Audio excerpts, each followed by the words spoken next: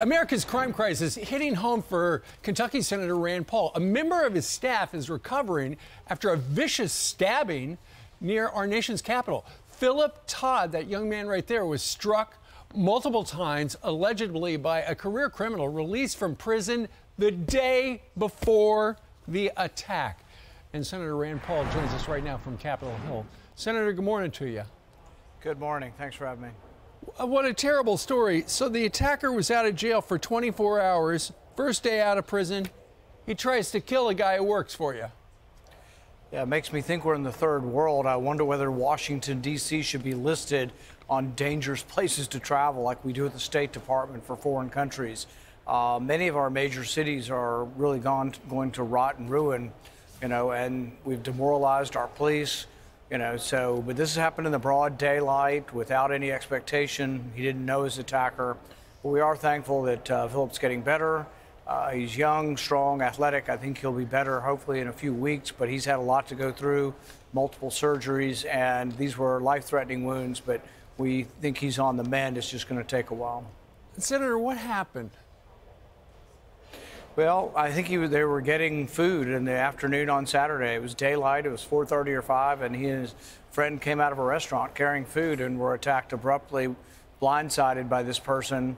And, it's just, we've got to do something about keeping violent people in prison and away from people. Now, this person did serve most of his sentence, like 99% of his sentence. So I don't think that's necessarily the answer. But the question is, were there other violations that could have kept him in even longer? Yeah. And was he sane when they let him go? Do they do any kind of testing before they release somebody who may well be criminally insane or a homicidal maniac, basically? Yeah. Do they do any kind of testing before they let people out of prison?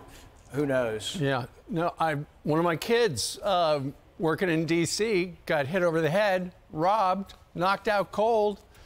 Cops said, we'll do our best. We'll try to find him. Eventually did, but wound up on the streets in no time.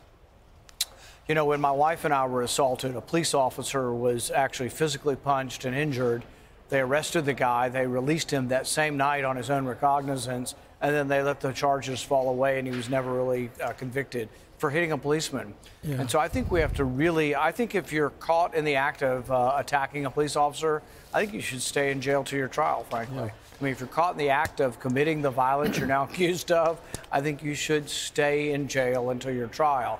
And we have to do more to punish those who are committing violent crimes. And really, part of the job is not punishment, it's to separate them from us so they can't commit more crimes or more violent harm to others. We have seen you tangle with Dr. Fauci over the last couple of years. And it's interesting, there's an op-ed in the pages of the New York Times today by an opinion writer by the name of Megan Stack. And essentially what she says is that Dr. Fauci could have said more. She writes in part, "We are left to wonder how a straightforward hypothesis got labeled first as a conspiracy and later as a reflection of racism. Retracing coverage and public comments, I found a cautionary tale. Those who seek to suppress disinformation may be destined themselves to sow it." And essentially what she's saying is that he stifled the lab leak theory, which a lot of Americans and two intel agencies both think happened. I think it's important for people to know that this was not an innocent thing that Fauci did. This was a true cover-up because he had a conflict of interest, because he had funded the lab in Wuhan, because he had funded dangerous gain-of-function research that went around any of the review process.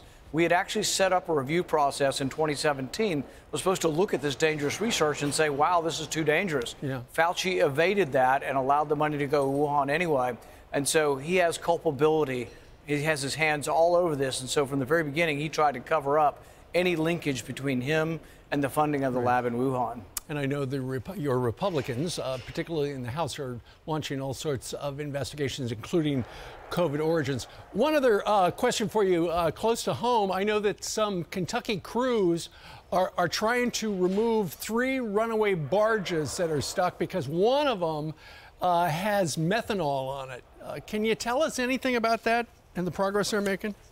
We've seen the reports. We're monitoring the situation. So far, there's been no reports of any leakage of dangerous chemicals.